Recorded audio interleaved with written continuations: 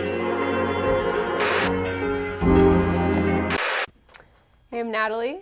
I am from Southern California, mainly Laguna Niguel, California, and I currently reside in Austin, Texas. I am the co-founder and editor-in-chief of Almost Real Things.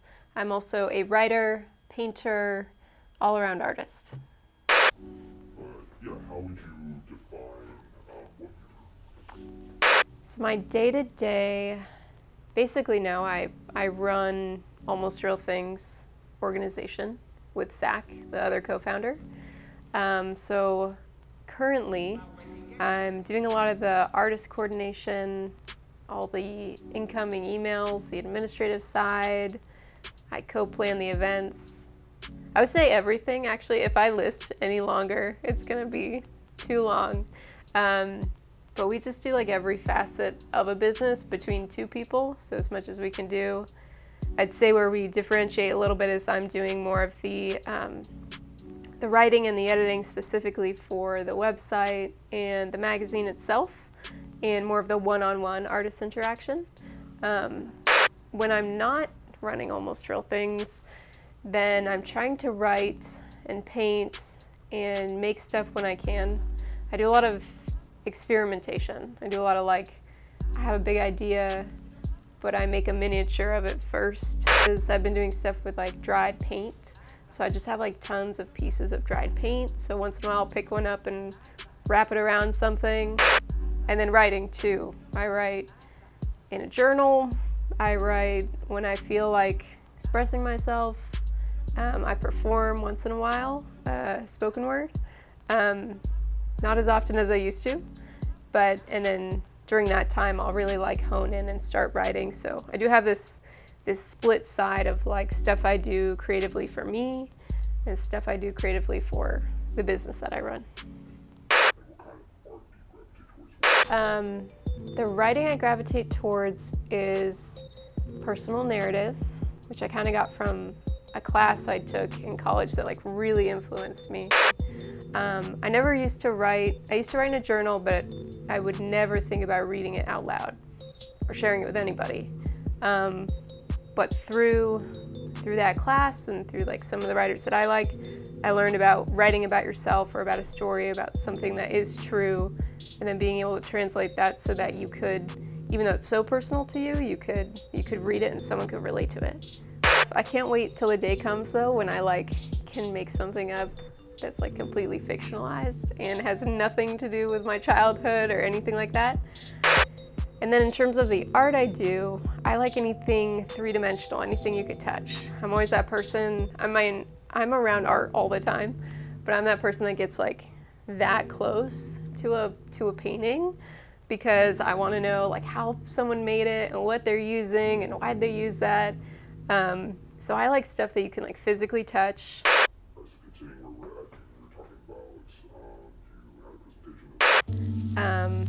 Austin was a place I had visited once but never thought about living. I don't know why, I just didn't think about moving to Texas. And I mean, it really focused on the arts and the music, and South by Southwest is here and ACL is here, then also the community that was growing, the nature that's here. To me, what won me over was the weather. I don't know that I could do the super rainy, cold weather of the Pacific Northwest. So I like the heat, so Texas was fitting.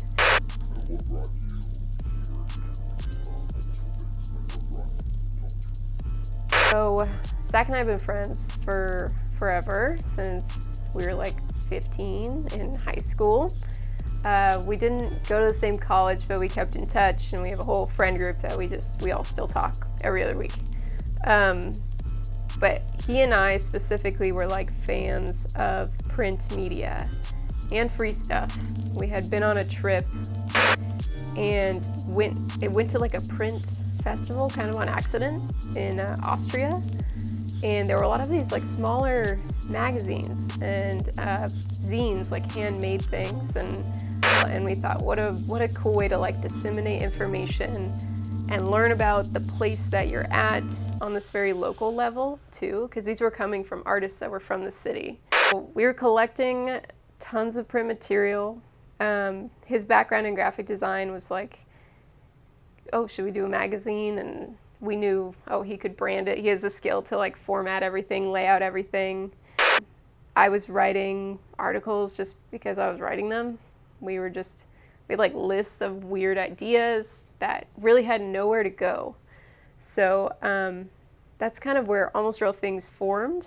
The name to itself was like the stuff that you're thinking of or the things you're pursuing, and maybe you don't consider them real because no one's seen them or you haven't done anything with them.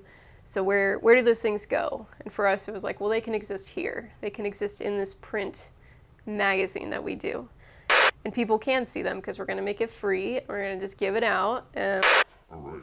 How does the world around you influence your work? I certainly get affected by everything going on around me. So if anything, sometimes things happening in the outside world or the country or the entire world affect me in a way that like either make me want to make work or not make work. Because a lot of things that happen are stuff that you want to change, or stuff that makes you angry or makes you feel like you don't have control. I take things really personally, I think. Not what people say, but like I just take a lot of things to heart. So like if something is going on or like someone feels bad, I feel it in me too. So it's harder to make work for me sometimes when big things are going on. In terms of my own world, I mean, again, I'm around art and artists all the time. Incredibly talented people like yourself. So you have to learn, I had to learn to like not let other people's talent keep you from doing anything. Because again, that's like your ego talking, right? Where you go, they're so amazing, I can never be that good, or like, oh, they got this opportunity, I'm not gonna get those.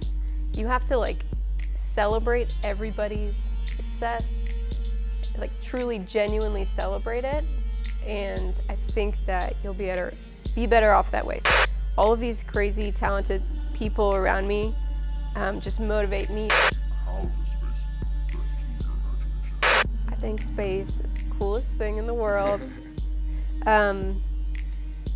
Yeah, I mean, when I was young, like learning about anything that is space related, or the universe, and getting outside of the Earth and all of that.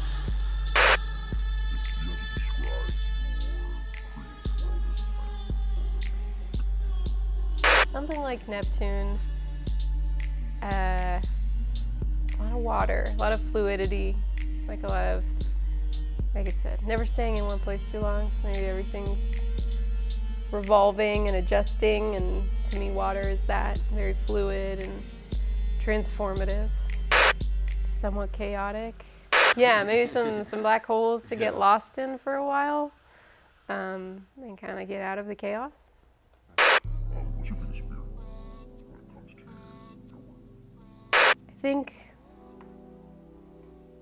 not ever making anything. I get stuck on concept a lot, and I get stuck on like, what do I want to say through this, and why is this important, and is this important, and then I go down that rabbit hole, and then you just do nothing. So I really don't want to be stuck like that. I think because I am split in these, like my own art, which I was pursuing, but then it kind of shifted more to the organization, which is still creative. I think I get nervous sometimes when I am spending too much time on one, because I think the other one will disappear. So sometimes I feel like my own stuff will get lost in the shuffle, and I just will, even though it's a very creative business and we're working with artists, I kind of feel, again, that like my individual self will be lost if I don't seriously dedicate more time to it. I think Tim says this to me, like, just because you're doing something now doesn't mean you have to do it forever, right? So remembering that things can be temporary and I'm not stuck. Like I try to remind myself, I'm not stuck. Everything I have and do now, I built this organization. Everything I do every day, I choose. I'm very lucky that like I get to choose what I want to spend my time on. So I just constantly have to remind myself that like this is what I'm choosing to do, and perhaps I have to go, this is why I'm choosing to do this. So reminding myself the reason why I'm doing things and that I have control over doing those things or not doing those things. I think like, and you have to remember like the privilege you have to choose that and not be obligated to do things, which is why too, like the traditional route of marriage and children and all that isn't so much for me, because I know that those choices would become fewer and because I would have responsibilities elsewhere. So if I want to continue having that freedom, I have to like remember what obligations I have to everybody and whatnot.